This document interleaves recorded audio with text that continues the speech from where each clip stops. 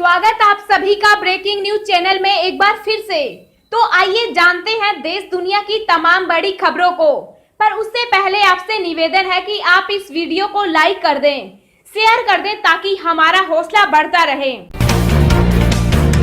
देश में कोरोना संक्रमित मरीजों का आंकड़ा 33,08,709 के पार। अब तक 60,584 की मौत। जी हां, देश और दुनिया में कोरोना के केस लगातार बढ़ते ही जा रहे हैं। ताजा आंकड़ों के मुताबिक देश में अब तक 33,08,709 संक्रमण के मामले सामने आ चुके और एक्टिव केस 7,18,743 हैं, जिसमें से अभी तक 60,584 लोग अपनी जान गंवा चुके। वहीं इसके बीच अच्छी खबर ये भी है कि अब तक 25,21,114 संक्रमित मरीज ठीक भी हो चुके।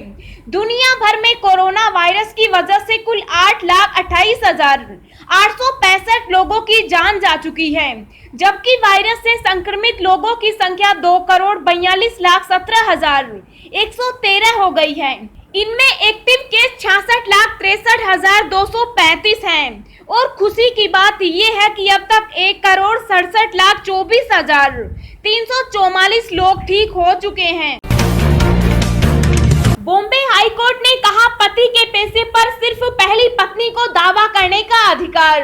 जी हां, बॉम्बे हाई कोर्ट ने कहा कि कानून के मुताबिक अगर किसी व्यक्ति की 2 पत्नियां हैं और दोनों उसके धन पर दावा करती है तो केवल पहली पत्नी का इस पर अधिकार है, लेकिन दोनों शादियों से पैदा हुए बच्चों को धन मिलेगा। जस्टिस एस के कथावाल और जस्टिस माधव की पीठ ने यह मौखिक टिप्पणी की है। दोस्तों, अगली खबर जानने से पहले आपसे एक रिक्वेस्ट है कि इस वीडियो को बनाने में मुझे बहुत ज्यादा मेहनत लगती है, तो इस मेहनत के लिए वीडियो को एक छोटा सा लाइक जरूर करें। माता वैष्णो देवी की यात्रा शुरू, ऑनलाइन रजिस्ट्रेशन, हेलीकॉप्टर की बुकिंग भी कर सकेंगे। जी हां, कोरोना वायरस महामारी की वजह से कई महीनों तक बंद रही माता वैष्णो देवी यात्रा शुरू हो गई है।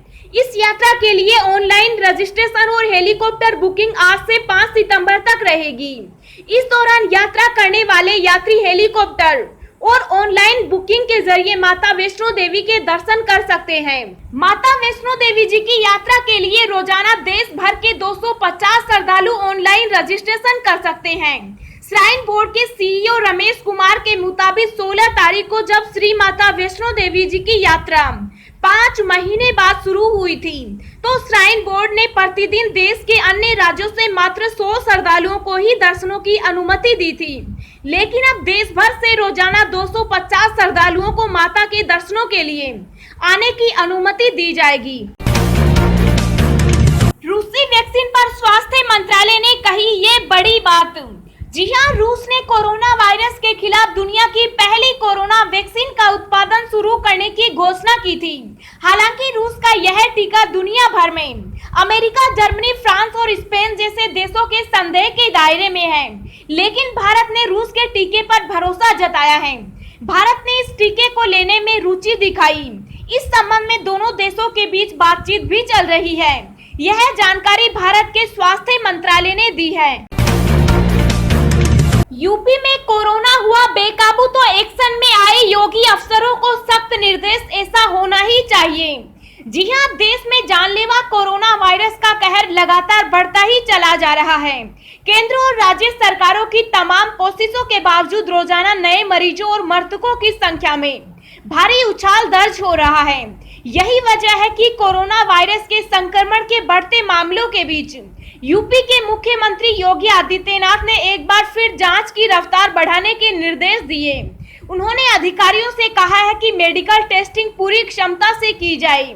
सीएम योगी ने लक्ष्य निर्धारित किया कि प्रदेश में प्रतिदिन 85,000 से अधिक रैपिड एंटीजन टेस्ट और 45,000 से अधिक आरटी-पीसीआर टेस्ट अवश्य किए जाएं।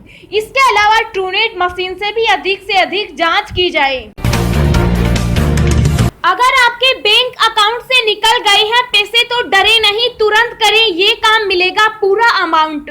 जी हां, कोरोना संकट में देश में कैशलेस ट्रांजैक्शन तेजी से बढ़ रहा है।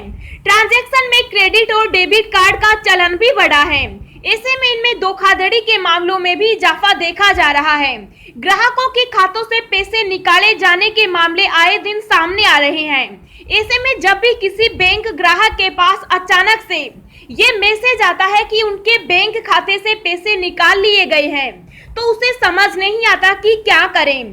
तो अब परेशान होने की जरूरत नहीं है। अगर आपके साथ भी ऐसा कुछ हुआ है तो जानिए क्या करें और कहां शिकायत करें। बैंक के हेल्पलाइन नंबर पर करें कॉल। इस तरह का कोई भी मैसेज आने पर तुरंत अपने बैंक की हेल्पलाइन पर फोन कर इसकी सूचना दें और अपने खाते की ट्रांजैक्शनों को ब्लॉक करवा दें, क्योंकि इस तरह के मामले में कई बार पैसा निकालने वाला व्यक्ति दोबारा पैसा निकालने की कोशिश करता है।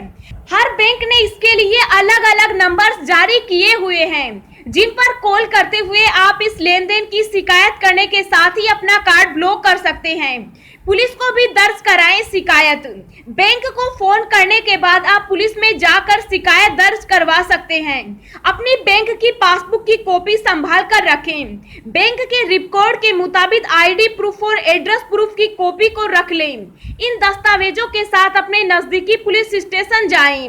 संभव हो तो अपनी शिकायत की एफआईआर की कॉपी भी ले लें, क्योंकि इसके बिना मामले की जांच शुरू नहीं हो सकेगी। नीट और जेईई की परीक्षा को लेकर एनटीए ने जारी किए नए दिशा निर्देश। इन नियमों का करना होगा पालन।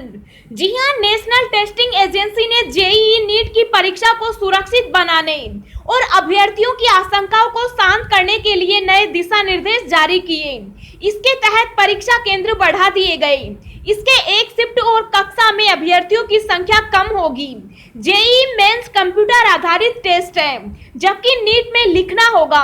वहीं एनटीए और शिक्षा मंत्रालय ने यह भी साफ कर दिया है कि परीक्षाएं सितंबर में अपने तय समय पर आयोजित की जाएंगी। जेईई के एडमिट कार्ड जारी किए जा चुके हैं और छात्र डाउनलोड भी कर चुके हैं। नीट के एडमिट कार्ड भी जल्द ही जारी होंगे, इसलिए छात्र किसी प्रकार की असमंजस की स्थिति में न रहें। नीट की परीक्षा के दौरान एक कक्षा में 24 की जगह 12 अभ्यर्थी बैठेंगे। नीट परीक्षा के केंद्र 2546 से बढ़ाकर 3843 किए गए हैं। जेईई परीक्षा के लिए शिफ्ट 8 से बढ़ाकर 12 और परीक्षा केंद्र 570 से बढ़ाकर 660 किए गए हैं। जेईई में एक सीट छोड़कर छात्रों को बिठाया जाएगा। जेईई की एक पाली में 1,32,000 की जगह अब 85,000 अभ्यर्थी बैठेंगे। हालांकि सीटिंग प्लान में भी अभी बदलाव किया गया है। परीक्षार्थियों को एक दूसरे से 6 फीट की दूरी बनाकर रखनी होगी। जिन परीक्षार्थियों का बॉडी टेम्परेचर 99.4 डिग्री फ़ारेनहाइट से ज्यादा होगा, उन्हें आइसोलेशन रूम में ले जाया जाएगा। वह वहीं बैठकर परीक्षा देंगे। प्रदेश में चिकित्सा सेवा मजबूत करने के लिए हर विधानसभा क्षेत्रों में खोला जाएगा सामुदायिक चिकित्सा केंद्र। जी हां, चिकित्सा मंत्री डॉक्टर रघु शर्मा ने कहा है कि प्रदेश की चिकित्सा सेवाओं को मजबूत करने के लिए अब राजस्थान सरकार हर विधानसभा के अंदर एक सामुदायिक स्वास्थ्य केंद्र खोलेगी और उसे चिकित्सा की हर संभव सेवाओं के साथ शुरू करेगी। उन्होंने कहा कि राजस्थान में अब तक रोजाना 51,000 से ज्यादा कोरोना जांच की क्षमता विकसित हो गई है। वर्तमान में रोजाना तकरीबन 34,000 जांचें हो रही है। अमेरिका से 13 करोड़ रुपए में खरीदी जा रही 2 मशीनें अब जल्द ही राजस्थान को मिलने जा रही है। इनमें से एक मशीन 28 अगस्त को राजस्थान पहुंच जाएगी, वहीं दूसरी मशीन अक्टूबर में आएगी। इन मशीनों के आने के बाद राजस्थान में रोजाना 60,000 से ज्यादा कोरोना की जांचें की जा सकेगी। सस्ते हो सकते हैं 2 व्हीलर्स। वित्त मंत्री ने जीएसटी घटाने के दिए संकेत। जानिए क्या बोली वित्त मंत्री। जी हां, आम आदमी के पास कुछ हो न हो 2 व्हीलर जरूर होता है, जिसकी सवारी करके उसके सारे काम होते हैं। शायद इसीलिए इसे आम आदमी की भी सवारी कहते हैं, लेकिन सबसे ज्यादा जीएसटी की वसूली इसी पर की जाती है। लग्जरी गाड़ियों के हिसाब से जीएसटी की वसूली होती है इन 2 व्हीलर से। पर मोटर व्हीकल इंडस्ट्री की कोशिशों के बाद अब सरकार को इस बात का एहसास हुआ है कि 2 व्हीलर पर जीएसटी की सबसे ऊंची दर ठीक नहीं है, इसे घटाया जाना चाहिए। वित्त मंत्री निर्मला सीतारमण ने इंडस्ट्री के एक सुझाव के बाद अपने बयान में संकेत दिए हैं कि वो इस दिशा में जल्दी से सकारात्मक कदम उठाएगी। जीएसटी घटाने के सुझाव पर वित्त मंत्री ने कहा, ये वास्तव में एक अच्छा सुझाव है। इसे जीएसटी काउंसिल की बैठक में उठाया जाएगा, क्योंकि टू व्हीलर न तो विलासिता की चीज है और न ही अहितकारी सामान है। इस वक्त टू व्हीलर पर 28% जीएसटी लगता है। अब हम आपको अगले 24 घंटों के संभावित मौसम पूर्वानुमान के बारे में बता रहे हैं। अगले 24 घंटों के दौरान उत्तराखंड, पूर्वी मध्य प्रदेश, ओडिशा, छत्तीसगढ़ और पूर्वी उत्तर प्रदेश में कई जगहों पर मध्यम से भारी बारिश होने की संभावना है। विदर्भ, तेलंगाना, जम्मू कश्मीर, हिमाचल प्रदेश, उत्तराखंड और पंजाब के कुछ हिस्सों में हल्की से मध्यम बारिश के साथ कुछ स्थानों पर भारी बारिश भी हो सकती है। दिल्ली, हरियाणा, उत्तर प्रदेश के बाकी हिस्सों, बिहार, पश्चिम बंगाल, पूर्वोत्तर भारत, गुजरात, कोंकण, गोवा, केरल, आंध्र प्रदेश और तमिलनाडु के कुछ हिस्सों में हल्की से मध्यम बारिश के आसार हैं।